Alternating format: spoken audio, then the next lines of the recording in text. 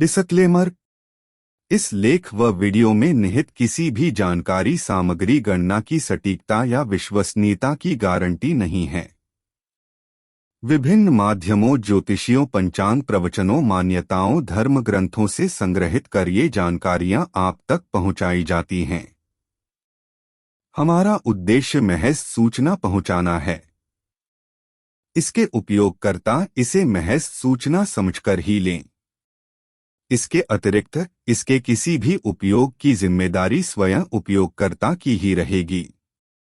धन्यवाद। द्वादश काली और कालसंकर्षणी के बारे में जानिए। यह सक्रिय विश्व शक्ति का विकास और परिवर्तन है। सभी प्राणी शक्ति का एक स्रोत भी हैं। नवरात्रि जो अपने आप में शक्ति आराधना का पर्व है।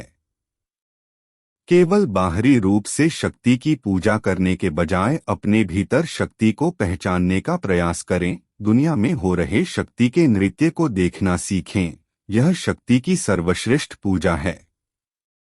द्वादश काली। सक्रिय दुनिया की सभी क्रियाएं समय के अनुसार संचालित होती हैं। काली वह महाशक्ति है जो ऐसे समय को बना सकती है और नष्ट भी कर सकती है। इसीलिए शक्ति के उच्चतम रूप को काली कहा जाता है।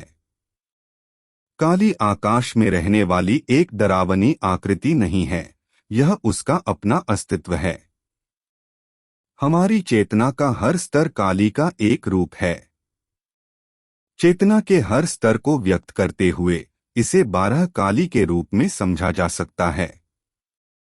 एक सृष्टि काली किसी वस्तु में प्रेक्षक की दृष्टि से पूर्व की चेतना की अवस्था।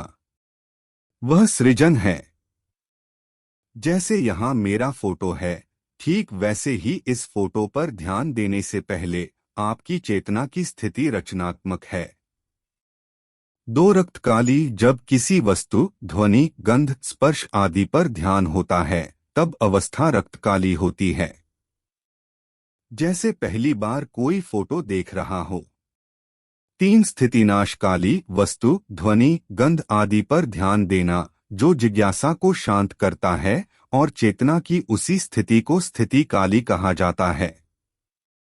इस तस्वीर को देखने के बाद जिज्ञासा शांत हो जाती है और चेतना दूसरी तरफ मुड़ जाती है। यह जिज्ञासा के शांत नाश की स्थिति है और चेतना की उसी स्थिति को नाशकाली कहा जाता है। स्थिति और नाश दोनों कार्य संयुक्त रूप से करने के कारण इसे स्थितिनाश काली कहा जाता है। 4 यमकाली। चेतना की स्थिति जिसमें कोई विचार भीतर से नहीं आ रहा है और इंद्रियों ने बाहर से कोई ज्ञान नहीं लाया है, उस अवस्था को यमकाली कहा जाता है। 5 संहार काली। चेतना की एक ऐसी स्थिति जहां बाह्य जगत से अपनी एकता की स्थिति जैसे एक बदल द्वारा ढक ली जाती है। 6 मृत्युकाली। चेतना की वह अवस्था जिसमें बाह्य जगत और अपना द्वैत भाव नष्ट हो जाता है, मृत्युकाली की स्थिति कहलाती है।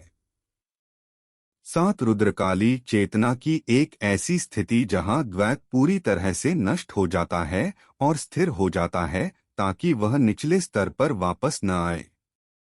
8 मार्तंड काली। चेतना की एक ऐसी अवस्था जहां सभी इंद्रियां विलीन हो गई हैं। 9 परमार्ग काली। चेतना की एक स्थिति जहां अहंकार, जो 12 इंद्रियों को नियंत्रित करता है, विलीन हो जाता है। 10 कालाग्निरुद्रकाली। चेतना की वह स्थिति जहां से समय काल की उत्पत्ति होती है, इसलिए जगत के निर्माण की प्रारंभिक स्थिति है, क्योंकि समय काल से ही क्रमबद्ध रूप में क्रियाशील जगत का संचालन होता है। 11 महाकाल काली। इस अवस्था में महाकाल काली काल को भोजन के एक टुकड़े की तरह निगल जाती है, तो यह एक कालातीत स्थिति है।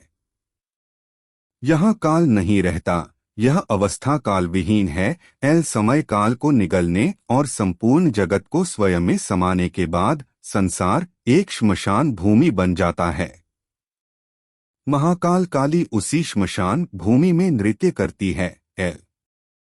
12 महाभैरवचंडोग्र घोर काली 12वीं अवस्था एल, जिसमें चेतना का प्रकाश जो प्रमाता व्यक्तिपरक संसार सब्जेक्टिव वर्ल्ड, प्रमेय सैद्धांतिक वस्तुनिष्ठ संसार ऑब्जेक्टिव वर्ल्ड और प्रमाण, ये तीनों एक साथ उत्पन्न होकर एक रूप में खड़े होते हैं। एल काल संकर्षणी काली एल।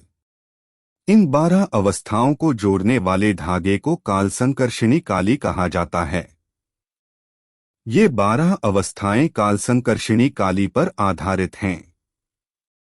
वे ही इन 12 काली का आधार स्थल हैं। एल उन्हीं के ही गर्भ स्थल में ये 12 देवियां रहती हैं। एल यह पूरा अस्तित्व काल संकर्षणी काली के ही अलग अलग रूप हैं। एल काल संकर्षणी काली सृष्टि भी हैं और सृष्टा भी। एल वे स्वयं भोक्ता भी हैं और साक्षी भी। एल काली स्वयं नृत्य भी हैं और नृतक भी। एल काली ही नटराज हैं। एल सब कुछ काली ही है। एल शून्य भी काली है, अशून्य भी काली है। एल काली को शब्दों में व्यक्त नहीं किया जा सकता। एल नेति नेति कहा गया है।